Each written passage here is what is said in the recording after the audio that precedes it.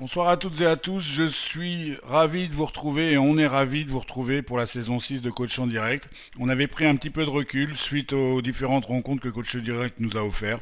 On a eu l'extrême honneur d'avoir Nelson Pessoa avec qui je collabore maintenant depuis plus de 2 ans, qui nous a fait progresser, et Coach en Direct nous a fait rencontrer le directeur de Netflix qui nous a donné des conseils.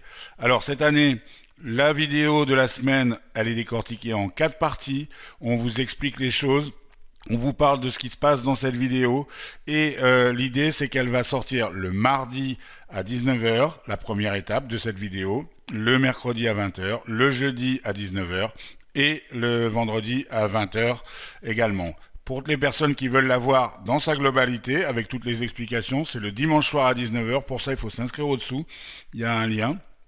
Et pour les personnes qui ne peuvent pas suivre la vidéo aux heures qui sont proposées, eh bien dans ce cas-là, il faut absolument vous inscrire aussi par ce lien. On vous les enverra. Alors, les étapes, on commence la saison 6 par les étapes pour un entraînement équilibré avec votre cheval. On va parler de la détente, le échauffement, du plan de travail. L'étape 1, on va parler, donc c'est la vidéo de ce soir, les besoins biologiques des chevaux, les étirements à faire pendant la détente, la progression de l'entraînement, le temps de travail et de récréation idéal par rapport aux chevaux pour ne pas prendre de risques et aller dans la douleur, comment on établit un plan de travail, la détente au galop, après la détente au pas, une utilisation d'un appareil connecté avec lequel je travaille, la gestion du bruit et de l'environnement la veille des compétitions, et à quel moment le cheval nous donne les signes, vous allez l'apprendre dans cette vidéo, où il est prêt à entamer l'entraînement. Voilà, alors je vous souhaite une très bonne première étape de cette saison 6, et puis on se retrouve également demain, après-demain et vendredi sur la chaîne de Coach en Direct. À très bientôt, merci. Alors la clé, c'est de passer beaucoup de temps sur les chevaux. Un cheval en prairie fait une moyenne de 21 km par jour. Et quand vous travaillez votre cheval ou que vous êtes en train de l'entraîner, généralement ça varie entre 9 et 15 km/h de moyenne. Donc vous voyez le temps qu'il faudrait passer minimum dessus pour retrouver son besoin biologique. Voilà. Et toute mon idée là, c'est d'abord de bien étirer tous ses muscles, bien étirer ses vertèbres. Très important. Le cheval monte en puissance dans la forme. On a recommencé par 1 mois et demi de piscine. Le cheval était resté arrêté et au repos et se changer les idées. Et puis maintenant, ça fait doucement 2 mois et demi qu'on a repris l'entraînement. Et là, je sens vraiment que on commence à être à un niveau d'électricité et de puissance musculaire qui commence à ressembler à quelque chose. Voilà. Et ça, c'est venu tout naturellement, tout doucement. Ce qui est très important, ce que je crois, c'est qu'il faut rester sur ses chevaux longtemps, le faire même des fois en plusieurs fois quand on en a la possibilité. Et puis travailler sur des temps de travail courts, par contre, demander quelque chose d'une manière très courte. Et on gagne d'abord en compréhension, ça évite d'aller dans la douleur, d'aller dans la contraction, et ça permet à nos chevaux d'être plus disponibles et plus à notre écoute. Voilà, temps de travail, comme disait Jean Dorgex, temps de récréation, temps de travail, temps de récréation.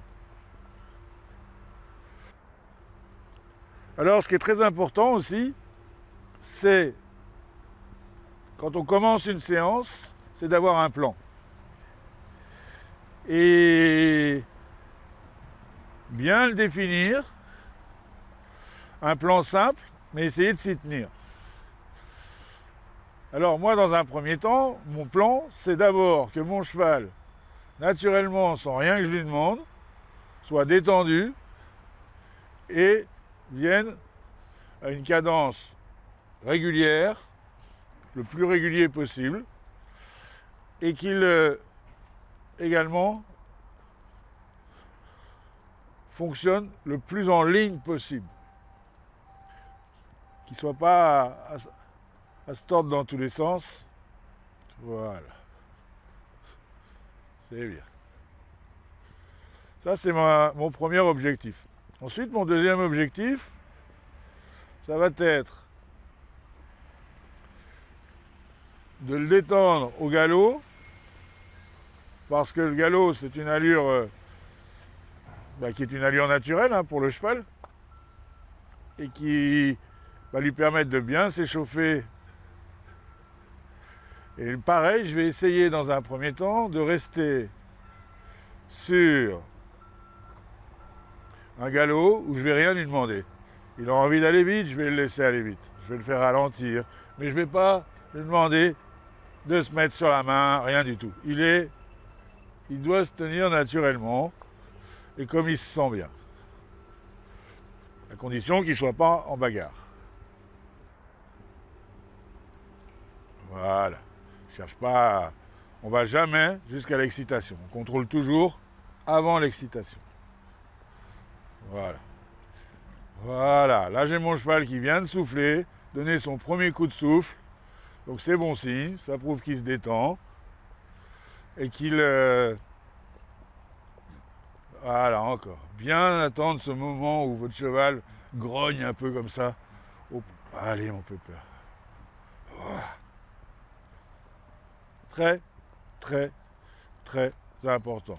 Alors en plus sur ma selle, j'ai un appareil connecté qui va me permettre de contrôler sa régularité de cadence, qui va me faire son rythme cardiaque en fonction des foulées, la symétrie de mon travail, son rebond, tout un tas de choses, tout un tas de données qui vont être intéressantes et que je peux comparer au quotidien et de voir aussi la progression dans l'entraînement de mon cheval.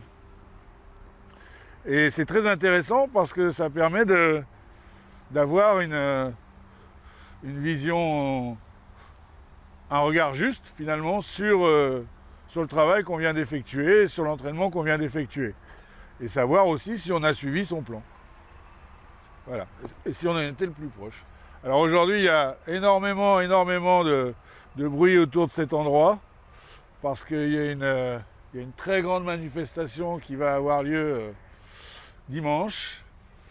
Donc c'est les préparatifs et on a du monde et des bruits de partout. Mais c'est très bien, ça nous met dans l'esprit de la compétition. Alors, on va commencer le travail au galop parce que maintenant mon cheval est calme. Voilà, c'est bien. Et vous voyez, ce qui est très intéressant, c'est qu'il va vraiment s'étirer, que ça lui fait du bien. Ses muscles porteurs ont bien le temps de s'échauffer. Et de temps en temps, je vais jouer avec sa bouche pour qu'il décontracte tout ça. Vous voyez que sa nuque puisse bouger dans tous les sens. Mais sans contraction, attention, on ne le fait pas avec la force. C'est vraiment avec le bout des doigts. Toujours. Voilà. Et ce cheval, là, il est en train d'étirer vraiment sur toute sa ligne du dessus. En fait, sur son pont. Et ça a l'immense avantage, c'est que ça va déjà ouvrir ses vertèbres. Donc ça va éviter qu'elles s'entrechoquent. Et puis, ça fait fonctionner tout ça dans la plus grande des contractions. Voilà. Bien. Et puis, je vais jouer comme ça, avec mon mors. Avec sa bouche, on va communiquer. Voilà. Bien.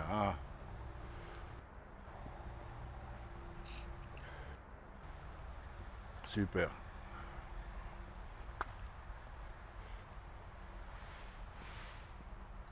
Bon, là, mon cheval commence à avoir une cadence lente et longue. Il commence vraiment à me faire bouger dessus de la même manière. Donc, on va pouvoir entamer le galop. Tranquillement. Et je vais préférer le galop au trot dans un premier temps pour l'échauffement parce que plus confortable pour mon cheval. Voilà, doucement. Alors, on va prendre le galop sans rien lui demander, juste avec l'intention. Allez, je recule ma jambe extérieure et le galop. Voilà, et on est parti. Et au départ, je vais me mettre en équilibre. Je vais le laisser aller dans la vitesse qu'il veut, à condition qu'il n'aille pas dans l'excitation. Et surtout, ce qui m'importe, c'est que le cheval se détende en liberté. Dirigé dans la bonne direction. Oh, c'est pas grave. Oh, oh. Oh, oh.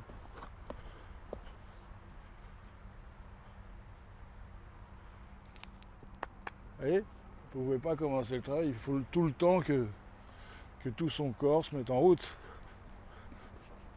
Trop souvent, les cavaliers, et on a tendance à le faire généralement, parce qu'on est pressé, parce que ceci, parce que cela, mais eux, ils n'ont rien demandé, à démarrer tout de suite, à les embêter dès le début, à leur dire viens ici, fais comme ci, fais comme ça, au lieu de les laisser déjà se détendre, et de laisser cette énergie qui doit s'évacuer. Voilà. Alors merci d'avoir suivi cette première partie jusqu'au bout. Évidemment, on n'a fait que marcher au pas, mais l'idée c'est toujours d'être au service du cheval. Et je pense qu'il est vraiment nécessaire d'attendre que le cheval soit prêt avant de commencer l'entraînement et surtout ne pas l'agresser dès le départ. C'est le minimum qu'on leur doit avec tous les plaisirs qu'ils nous donnent. Alors demain, on a rendez-vous à 20h pour la suite de cet entraînement. Et on va parler de l'importance du travail au pas. Et tout ça, c'est un ami de longue date qui me l'a appris et qui m'en a reparlé, qui s'appelle Olivier de Sutter, qui a été entraîneur national pour le Maroc avec Philippe Rosier et qui est un véritable homme de cheval. Je le remercie de m'avoir rappelé ces choses-là et demain on parle de tout ça. Alors je vous souhaite une très bonne soirée, la nuit porte conseil, on dort là-dessus tranquillement et vous allez voir demain il va y avoir des nouvelles choses très très très intéressantes. Merci à tous, à bientôt.